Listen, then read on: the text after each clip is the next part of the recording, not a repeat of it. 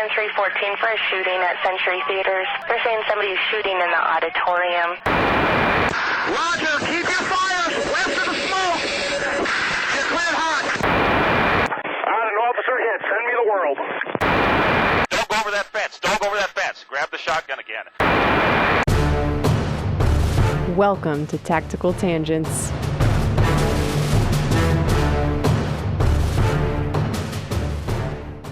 Welcome back to Tactical Tangents. This is Mike. This episode is brought to you by Palm Industries. I have maintained for a long time that pepper spray is a way underused tool in law enforcement, and I get it. When you have to arrest someone, you do not want to have to get that stuff on you. But in personal defense or concealed carry scenarios, you want to create standoff and increase the distance, not go hands-on. I can tell you hundreds of stories about confrontations I have been involved with in real life that were resolved with some form of less lethal long before a gun would have been an option. Why not carry some in your pocket?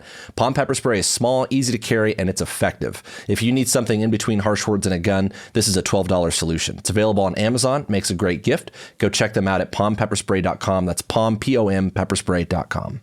And this is Jim. This episode is also brought to you by ManusX. We've talked a lot about the tactical fantasy on this podcast, and one of the quickest ways to break your tactical fantasies and actually improve your performance is by getting real feedback. One of the ways you can do that is with ManusX. You're not going to get better at shooting on your own. You need practice, data, and coaching.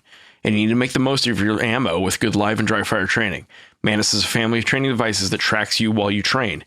It times and tracks everything you do in a drill and coaches you as you go. It is indispensable to taking your shooting to the next level. Go find them on manusx.com. So I saw a question in a Facebook group recently. It's not our group, our podcast group. It's a different one that I'm in.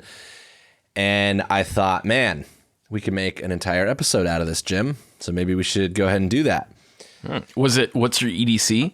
Kind of, a little bit. It's Mike, you're a SWAT guy. What is your EDC? Do you carry Tech 9 with your high tops or Glock 40 with your low tops? Like, what do you do, man? Totally. What is your EDC? Your everyday carry? It's a Glock 48. It's nothing fancy. All right. So this question was basically a guy asking people how they manage carrying a gun when they're going to like jujitsu, for example, somewhere where they can't really keep the gun on them. There's not a good spot to lock it up. There's not like lockers or anything. They don't want to leave it unsecured in a bag or like a cubby. There isn't a great way to leave it in the car that's super secure. And this is actually a really good question. Like, what do I do with my gun when I go somewhere where I can't take it in? That might be like a government building that you need to go into, or in Jim's case, like a military installation that he might be at that he can't carry on base. Yeah. And so he's asking basically, like, what are your options to deal with this? And honestly, like for the context of this question, as it relates to going to jujitsu for an hour and a half, whatever, like my first thought to myself was like, why don't you just leave the damn thing at home? Like, you're probably going to be fine. But then how are you everyday carrying? How are you EDCing? Then you're just a sheep in a world full of wolves. I know. Oh my gosh. And that's the thing is a lot of people have a really hard time with this because, and rightfully so, right? We take self-defense seriously. We take protecting ourselves and others, our capacity to protect ourselves and others very seriously. And I get that. As a guy who almost always carries a gun pretty much everywhere I go, like, I get it. I understand. But like we've talked about in the past, the gun is not a talisman, and you'll probably be fine if you leave the house without your gun from time to time. It's going to be okay.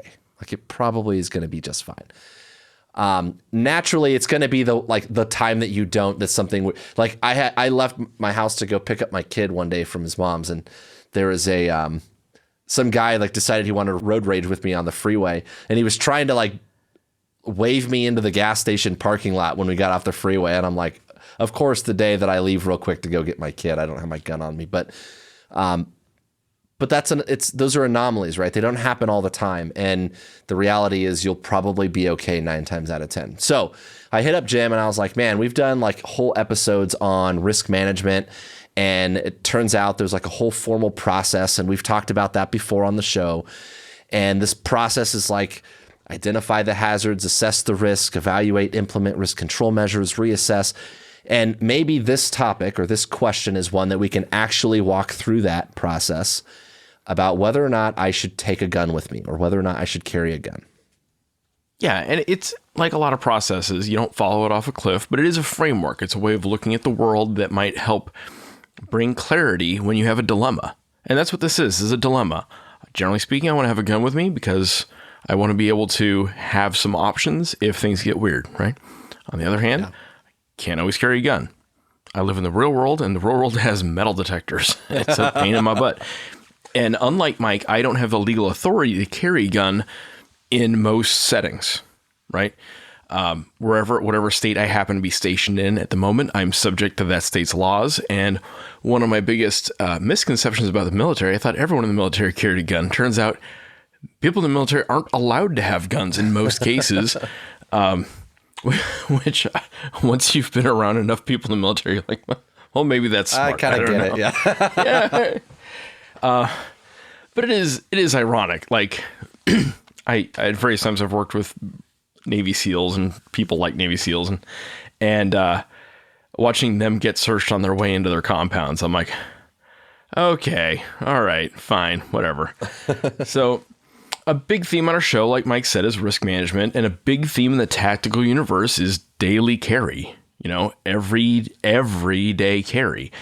And EDC, everyday carry, like a lot of things in the tactical telephone game, like the 21-foot rule and sheep's holes and sheepdogs, whatever, started as a fundamentally good thought. It started as something with merit, an idea that has some merit that we need to explore and maybe apply. And then over the years, it got warped and mutated and bastardized into some unrecognizable marketing obsession where my wristwatch is EDC and my cell phone is EDC and and if it's not in the EDC picture condoms, whatever, on the nightstand right? at the hotel, it doesn't count. Oh yeah, you got to do your photo, nightstand dump, and it's kind of gotten out of control. And again, it's one of those things that fundamentally it is worthwhile to sit and think about what are the things that you should have with you to mitigate your risk out in the world. And is there a kind of a baseline that you want to hold yourself to day to day? That's a reasonable question. An AR-15 may not fit that, though. And even a Glock may not fit that, at least not in every situation. So you need to apply some judgment and common sense and operational risk management to it. There is a school of thought that it is a sin to leave the house unarmed. How dare you? How dare you? And there's a school of thought that's like, screw it. You're probably not going to need a gun. Probably never going to be a thing. And, hundreds of millions of Americans somehow go through their lives every day without being strapped. And only a couple of them die. Yeah, so, I know a lot of cops, frankly, that don't carry guns off duty. And, they're on guard all day at work. And they're like, man, I don't live in a bad area. Like, it's fine. That's their choice. And guess what? Like Jim said, they don't die. they don't get messed with off duty. Like, it just, for the most part, it's a pretty uncommon thing. And right? It's easy to be a Facebook warrior and be like, oh yeah, you should have your gun all the time. But my experience is the more you carry a gun, the more you realize it's a pain in the butt. Yeah. To carry a gun. It is physically painful in some cases to carry a gun, depending on how and where you carry. So, risk management. How much risk are you taking by carrying a gun constantly? There are hazards associated with carrying a gun constantly. How much risk are you taking when you walk around the world without a gun? There are risks and hazards associated with that. We need to understand both of those things, right? So you start by identifying the hazards. What could go wrong? Well, if you don't have a gun, you and your loved ones could be victimized. If you have a gun, you and your loved ones could be victimized. But that's the hazard, right, that we're trying to mitigate. You could have a negligent discharge. And I know what you're thinking. You're like, oh, no, I know what I'm doing with guns. That can't happen to me. Said literally everyone who's ever had a negligent discharge. Okay? Pictures are there. Every time you manipulate a weapon, you're accepting a risk of a discharge. Happens. Okay? Another hazard, your unattended gun, the one you leave at home, the one you leave in your car, the one you leave in a locker or a gym bag, could be stolen and used by some dirtbag against you or against someone you care about or against just someone out in the world. That's a non-zero hazard. And even if it's not necessarily stolen, you also got to think about, like, could a kid get to it or something like that. You also have a whole bunch of other things to assess for when we talk about risk. It's like the big picture risk stuff. And we've talked about a lot of this before, so we're not going to deep dive it, but I just want to make sure for the sake of discussion that we've included it. There's the interpersonal violence stuff that we're worried about when it comes to EDC, but there's also things like natural disasters or having car trouble and getting stranded somewhere or a medical emergency or getting in a traffic collision. All of those things that, maybe carrying medical supplies or having a charged cell phone or making sure you have some cash on you in case your credit card gets declined. There's other types of things that you have to think about, bigger and beyond sometimes just interpersonal violence. Yeah, and guns are relevant in like a tiny percentage of that bigger, broader set of risks that we have to mitigate through the day. Now, that said, if you're stuck on the side of the road, maybe it will calm your nerves knowing that you have a gun. Okay, I get that. But the gun isn't going to change your tire. Yeah, that's true. Right? And stuff like carrying a flashlight, like if you're changing a tire on the side of the road at night and passing cars can't see you, that task got a lot more sketchy, right?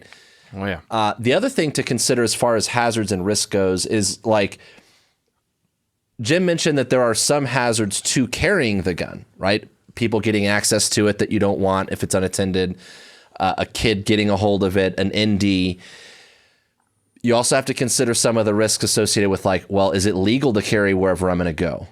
Or am I going to get, maybe it's not illegal, but, like, am I going to get fired and lose my job if they find out that I have my gun with me in the workplace? Are you going to be, or are people around you going to be drinking, for example? That might be part of it. So we're going to come back to some of those things, but I just want you to consider that in that big picture risk evaluation, there's also losing your job and getting arrested, and those are hazards as well. And they suck. Yeah.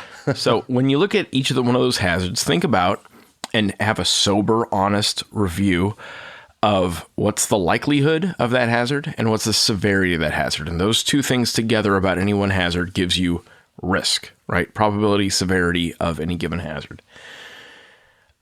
So the odds of being attacked, criminally victimized, are, for most people, really, really low. You are probably not going to get screwed with at Target. Yeah, most of the time, you're going to be fine. And we also have to qualify being attacked. Like, what does that mean, right? Because, like, probably no one's just going to come up to you shooting. Like, anyway, so I started blasting. It doesn't always go like that, right? Unfortunately, or unfortunately, I don't know. Well, because that would make things super easy, wouldn't it? Yeah. More than likely, someone's going to try to, like, scam you out of money, right? They're going to approach you. They're going to make you feel uncomfortable. They're going to give you some sob story. You're going to be like, dude, get away from me. You're sketching me out. They're going to have a puppy with them or a baby with them. Yeah. Or they might look sketchy, right? Maybe drugged out, maybe a little crazy. Doesn't necessarily mean they're going to attack you. I'm not saying you should let your guard down and open yourself up to it. I'm just saying that it doesn't warrant pulling the gun out either. Like, is that being attacked? Not so much. Good insurance policy, perhaps, but doesn't solve the problem. In a lot of cases, it might just be someone that's going to try to intimidate you, right? You bump into someone and they're like, what the fuck, man? Or I mentioned the road rage thing, right? Mm-hmm. Those things could absolutely lead to violence. But even if someone comes up to you with a gun or a knife and they're trying to rob you, a lot of times the stuff that they might take isn't something worth getting in a gunfight over, particularly if, like, your kids are around or your family's with you. And I'm not saying you should or shouldn't. We're not going to offer that sort of advice on the show. But we will caution you about the tactical fantasy, right? Of imagining that this is just magically going to get you down that exactly perfect series of circumstances that result in you putting 10 rounds into this guy's torso. Right. Without the potential for collateral damage of like, he still gets a couple rounds off into someone that you don't want him to hit. Right. Yep. Whether that's you or someone else, your kid, for example. And the thing about that I want you to consider and just kind of be self-aware about is there are people who are going to make their decisions based on the fact that they're carrying or not. So the question you have to ask yourself is, are you more likely to escalate or de-escalate based on the fact that you're carrying that thing? A lot of people, they're going to act tough because they know they're packing heat and they've got a trump card, they've got the ace up their sleeve, they can pull that thing and suddenly solve all the problems. And so you might feel a little bit more badass because you're carrying that thing, which leads us to, you might make better decisions if you are unarmed. Quite frankly. And I would offer philosophically, that's a dumb way to approach the world. I'm strapped, therefore I'll be a dick. I would urge anyone listening to do the opposite. Say, I'm strapped, therefore I don't have to be a dick. Right. But therefore I can talk this down because I know I have a trump card. Right. And that's the correct approach. Right. But it's subconscious sometimes. Like our egos. I mean, think about the sort of people that are like, I'm never leaving the house without a gun. Right. If you're that guy, you're probably the type, because you take self-defense so seriously. Like, no one's ever going to mess with me. Like, that's what's up. It happens subconsciously, right? And if you happen to go out without a gun, quite frankly, you're more likely to walk away. You're more likely to avoid sketchy people and sketchy places. And like I said, I'm not saying that should encourage you not to carry or, discourage you from carrying. I'm just saying you need to be self-aware about it. I carry all the time, right? And I don't see that as permission to be a dick, like Jim is saying. It's an insurance policy against a situation that I cannot avoid, but I will still always avoid the fight if it's feasible. So I just want you to be self-aware about that in terms of, your odds of being attacked are really low, but if you start getting, inflammatory towards someone because you can't be messed with, you're not helping your case, right? And you're not enhancing your safety that way either. Yeah. Now, what about a different hazard, the odds of a mass violence attack? So not just you being victimized, but you're in a mall and somebody starts shooting up the mall, which has happened, right? In the last year, we've had a guy who was concealed carrying who effectively intervened. Awesome. What are the odds? Really, really, really low in most places, right? What are the stakes? Very, very, very high. Okay. And understanding that juxtaposition of very low probability, very high severity is important. And then to the little multiplier on all these probabilities, and I'm not going to quantify it, like I'm not a math guy, and also this is impossible really to quantify, but just, conceptually work with me. The odds of you being positioned to usefully intervene in one of those attacks, even if you're armed, are even lower. So you might be in the building when that goes down, but that doesn't mean you are in a position to effectively intervene, right? And like I said, those stakes are high. The severity of being unable to usefully intervene is high, right? If knowing you could have done something, but you didn't have the gun, right? And that's the thing I can visualize very vividly what that outcome looks like, and it sucks. I don't like that. And that's one of the reasons I carry a gun as often as I can, is that, understanding the severity of it, right? This episode is brought to you by Drip Drop. Drip Drop Oral Rehydration Solution is an electrolyte powder that you mix with water.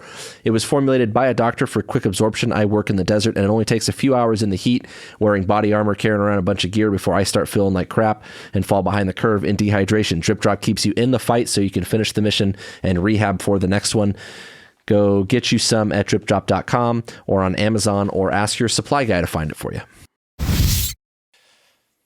The other thing to consider when you're talking about what these risks are is consider what the exposure is like. So Jim talks about like the mass attack, right? The active killer type of event.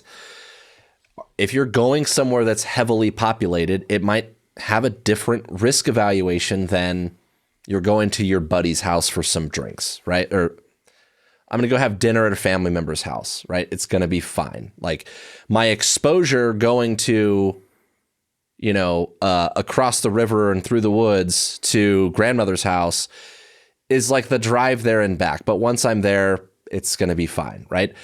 As opposed to I'm going to like the fair or a concert or something like that, or somewhere where there's going to be lots of security, maybe. Whether you're and metal detectors. Yeah, well, that's another topic for another day. Yeah. Security theater is a whole, whether metal detectors make anyone much safer. It's a deterrent perhaps, but that's again, another topic for another day. But yeah, whether there's going to be any security there, whether it's day or night, how long you're going to be gone or wherever you're going. I mentioned like how much time you're going to spend traversing sketchy parts of town.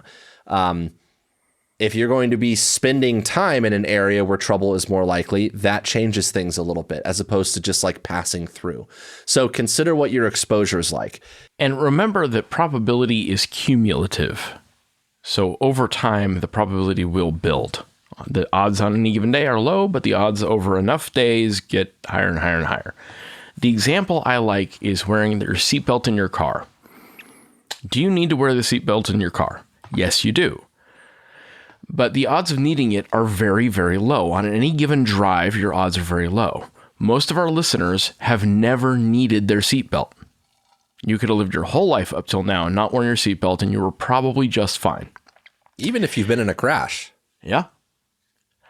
And on any given drive, your odds of needing it are, like I said, extremely low. But you have to survive tens of thousands of car rides over the course of your life, and it only takes one wreck to fuck up your day. Okay. So how do we sort this out, right? What's the difference between wearing a seatbelt and carrying a gun? Well, a seatbelt isn't going to put a hole in your thigh if you touch it wrong. It's not going to grow legs and get used to hold up a liquor store if you leave it in your car. If your kid fiddles with your seatbelt, they aren't going to blow their brains out. So that's that other side of the risk equation that you have to consider when you're including a gun. You're turning every fight potentially into a gunfight.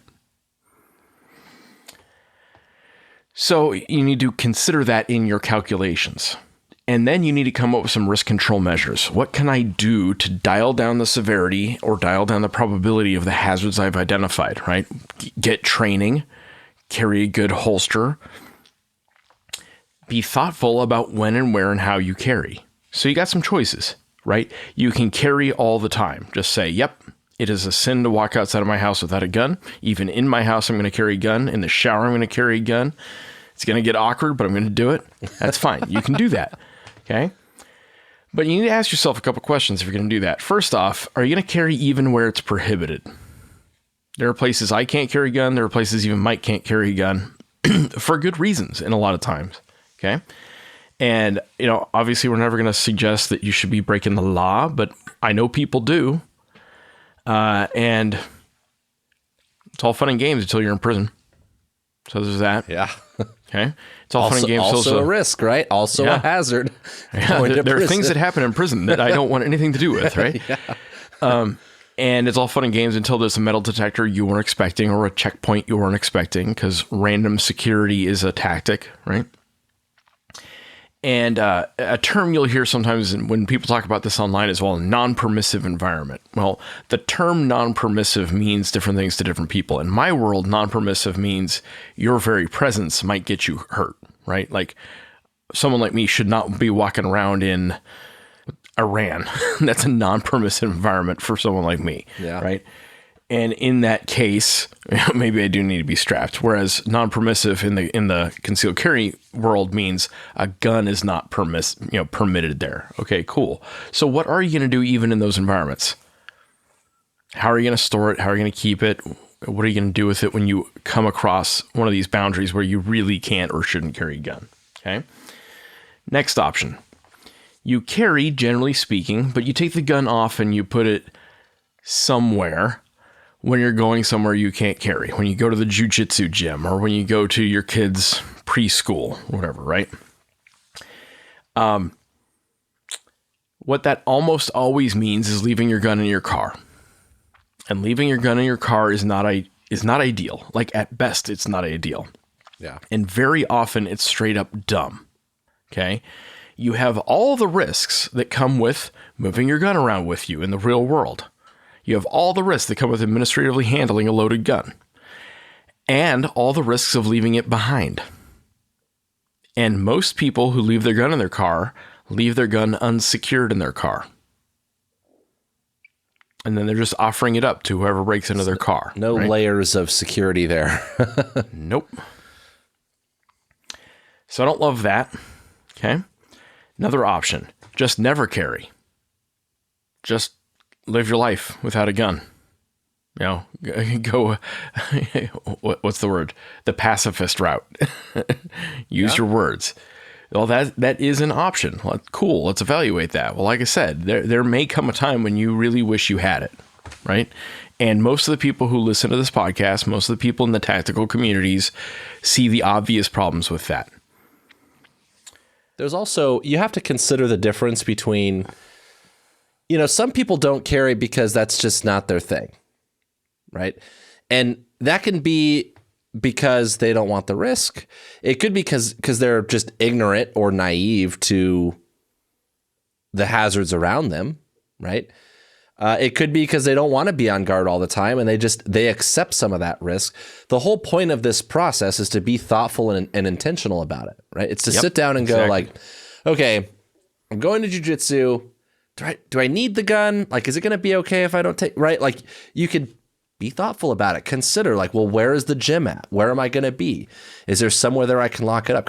Do I trust the people that work there? Maybe they can lock it up for me somewhere. Like, be thoughtful about it. And maybe you decide like, you know what? Limit my exposure. I don't have any other stops to make. I'm going to go there and back. It's going to be fine, right? Just be intentional. That's the idea. Or you install a locker in your car, or you talk to the owner of the gym and you install a locker there. If it's a place you're committed to and you're going to go all the time, maybe that's your donation to the club, right? So at some point you can choose to just carry when it's convenient. Like, if I feel like carrying, I'll carry. That's honestly how most people, I think, do it. Yeah. Another option is carry when you perceive a threat. Well, wouldn't it be nice if we could always predict threats? The problem with threats is they don't always give you advance warning. It sucks, right? So here's the thing. Sometimes you can perceive a threat. Sometimes you can do some honest self-assessment and say, hey, I'm a high-profile cat. I have a high-risk lifestyle. I live in a high-crime, high-threat environment. Do I have a restraining order against someone? Am I a victim of stalking or domestic violence? Do I sell drugs or jewelry or Bitcoin or sex? Those are all things that will dial up my risk a lot. Am I a federal judge? Did I just, did I just inform on a mafia boss or a cartel? These are things that will affect your overall risk situation. And that is huge. I used to live in Albuquerque, New Mexico. I love Albuquerque, love the food, love the green chili, had a neat job, was doing cool things. And I watched the crime get worse and worse and worse the entire time I was there. They killed my gas station attendant. There was a lot of violence just all over the place. And so when I lived in Albuquerque, I carried every moment I could carry, I did carry. I now live in a golf resort town. I am surrounded by retirees and golf tourists and some special forces dudes. And I don't feel the need to carry. Sometimes I do. Sometimes I do just for practice. But it's a completely different risk situation from where I was last stationed. Yeah. Part of that, only carry when it's convenient or only carry when you perceive a threat. It doesn't have to be an always or never thing, right? It could just be like, hey, in these circumstances, I'm going to take it. In these situations, every time you go out, you make that decision potentially. But making the decision not to carry lets you kind of say like, okay, I'm not going to take my gun today But now, like, I know I need to be particularly aware of my surroundings, take extra time to like scan the parking lot, look farther ahead, have some kind of exit strategy wherever I go. What I would submit to our listeners is you should always do those things. It shouldn't just be when you're not carrying. And if you get in the habit of doing that all the time, you're much more likely to not need the gun in the first place, even if you do have it. But if you know that, like, hey, I don't have a plan B, right? Like, I don't have that insurance policy. I don't have a backup plan of, you know, the ace up my sleeve. I don't have that. So I need to be like extra careful. That's an option, right? And you can help mitigate some risk that way. Speaking of mitigating risk, when you don't have a gun, consider carrying some less lethal option, some tool between a harsh word and a hollow point, right? There's a spectrum of that. There are things like actual speaking skills and actual unarmed fighting skills. Go take the jiu-jitsu class, get good at it. Another option is something like pepper spray. There are a lot of reasons I like pepper spray for personal defense. Like, I genuinely believe in pepper spray as a personal defense option. One of the reasons I love it is that if you mess up with pepper spray, it's going to ruin your day, but it's not going to ruin your life. If your kid gets into it, it'll be a funny story in 10 years, but it's not going to be the sad story, right? That the kid getting into your 45 will. Yeah. And so if there's even a question, there's that. And you can carry pepper spray in lots and lots and lots of places. You cannot carry a gun. And in fact, you know, laws vary state to state and employer by employer, but many people I know, one, don't know the rules, and two, just assume that they can't carry it. They treat it like it is a gun. And it turns out you can carry it darn near everywhere. So I would. There's a decent everyday carry option for you, right? Yeah, one of the reasons we've partnered up with Palm Pepper Spray is their stuff is awesome. It's easy to carry. It's cheap. Like Jim said, it's almost always legal. And I know that my cop friends hate using it at work because we usually are trying to decrease the distance between us and someone that we're taking into custody, which means once we spray them, we also have to deal with it. And I get it. You have to touch them. Yeah. Yeah. But in a personal defense scenario, it's a distance increasing tool. I want them to get away from me, and I don't want to have to go hands-on with them. And that's what makes pepper spray great, because like it makes you a little more prickly in that sense. The other big thing, and Jim mentioned the harsh words, something between harsh words and a gun, which is a phrase that we stole from somebody. And the idea is that the threshold to use it and to justify using it is way lower. A lot of times, like, you can have the gun just displaying it, just putting your hand on the gun and pulling it out of the holster. You don't have to point at anybody. You don't have to shoot anybody. Just putting that thing in your hand might get you in trouble. Whereas with pepper spray, the bar to use it is way, way lower. So I think those are big. And kind of in line with that, and less lethal and all that, like, learn how to fight. Go take some self-defense classes. Jiu-jitsu is great for this. And one of the things in terms of de-escalation, I think taking some classes, especially jiu-jitsu, since that was kind of what inspired this episode, you know, you learn how much you don't know, right? When you're brand new and you go start rolling with people, you're like, man, if I got in a fight with someone who knew even a little bit of this, like, I'm in a rough spot, right? And so there's some de-escalation value in that to try to avoid a fight. But also you start to learn some tools like, hey, how could I control someone if I had to and I only had my hands, right? Being comfortable with that goes a long way in terms of being able to defend yourself. And the last thing, as far as risk control measures and mitigating risk, just consider how things about your appearance might help or hurt you. One of the things that we've talked about, Jim and I in particular, is like looking like a military guy or like a cop, like that look might help you avoid getting messed with, but it could also like get you messed with, right? Like on one hand, the would-be mugger is probably not going to try to mess with the guy that he assumes probably is armed, right? He's going to mess with the unsuspecting, probably unarmed person.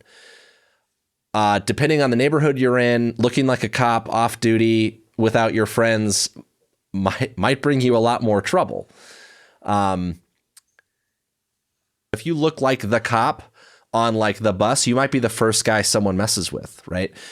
So there's ways that how you dress can help or hurt you. The other thing along those lines that I would offer is, like, if you're walking down the dark alley and you've got like the fancy watch and a bunch of jewelry and you're dressed well, you look like you got money, that could attract unwanted attention, right? So kind of blending into your environment might go somewhere. Yeah, you got to be the gray man, right? You got to get the T-shirt that says "I am a gray man. Don't mess with me." Right? Yeah, but it's really like you kind of want to blend in a little bit, right? And be unsuspecting and not necessarily look like the lucrative target. Also, things appearance-wise is like if you're not paying attention, you're looking at your phone, walking somewhere, and someone can like set you up to grab you and do something. I mean, if you look like you're walking with purpose and you're looking around and someone is kind of hanging out in the corner over there and you look them right in the eye and they know that you know they're there, those things might reduce the chance that you're going to be the one they mess with. Traveling in groups, numbers is a big thing. If you're not by yourself, that can help enhance things. So those are just little things that you can throw in there in terms of self-defense as well. So you would say that there's a lot that goes into managing your risk of criminal victimization, and like having a gun is like one fairly small in most cases part of that. It's not zero, it's not nothing, but there's a bunch of other stuff you need to be good at too. And if you're doing that other stuff well, it dials down the probability that you're going to need to shoot somebody. Yeah, it's kind of like that people ideas hardware thing, right? Weird. The gun is in furtherance of the human factors and the ideas surrounding this stuff. Self-awareness, social awareness, those are situational awareness. Those are all good things that'll probably dial down your risk also. Being thoughtful and intentional. Yeah. And then in this risk management process, we review and we adjust. Now, one of the problems with critical incidents is you may not survive them. Okay. So know that in this process, that this is a high stakes risk assessment that you're doing.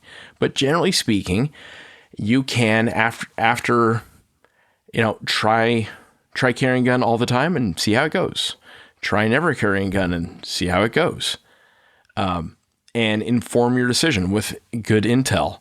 That intel, among other things, is just kind of knowing your neighborhood, knowing your own pattern of life, knowing your own risk picture. Like I said, am I someone who is accepting a lot of risk with my lifestyle? I'm not judging your lifestyle. I'm just saying, like, people in the business of selling drugs, jewelry, Bitcoins, Dogecoins, sex, rock and roll, they get more criminal victimization. That happens more in their world, right? So if you're a higher risk cat, do something to mitigate that risk. And that might be a gun. And that's a reasonable risk mitigation measure to employ. It's just not the only one. And if for some reason you can't carry that day, it's not the end of the world. And I would rather you not carry than leave a gun loose in a car. Right? I'd rather you leave it locked up in the house, or locked up at the gym, or locked up in the car, or physically on you. What I don't want is you to provide a gun to a dirtbag. I think that's all I got. Or have some otherwise preventable bad outcome, right? Yep. Even for cops who are in situations involving guns all the time, even the percentage of probability that we get in shootings is actually pretty low, right? Especially off duty. So I get it. I carry a gun all the time. I encourage you, if you're serious about protecting people and all of that, and you have the skills and capability, go ahead and do it. Like, this is America. I'm fully in support of that. But just be thoughtful about it. And live your life a little bit. It's okay to go to jujitsu and not have to worry about like getting jumped. Just going to the gym. It's going to be okay. Or if the risk is that high, pick another jujitsu place. Jesus. Yeah. Something like where's that. Where's your gym? Yeah. Yeah. So anyway, that's all I got. Be safe out there. Be smart out there. Make good decisions. See you. All right, guys, that's all we got for tonight. Don't forget that we put out new episodes on the 1st and the 15th of every month. If you like what we're doing, you can head over to Patreon, give us $1 for each new episode. That money's going to go back into bringing you good content. If you want to interact with us, you could find us on Facebook, Instagram, and Twitter. We are at TacTangents. You can also email info@tacticaltangents.com. And one last thing, our Facebook discussion group. We've got a little group going on Facebook. If you go to the groups tab on our page, you can join it. We've got more followers on our page than we have in the group. So I know there's some of you out there following the Facebook page that are on Facebook that are not in the group. Lots of like-minded people in there. So come hang out with us. All right. That's all we got. Good talk.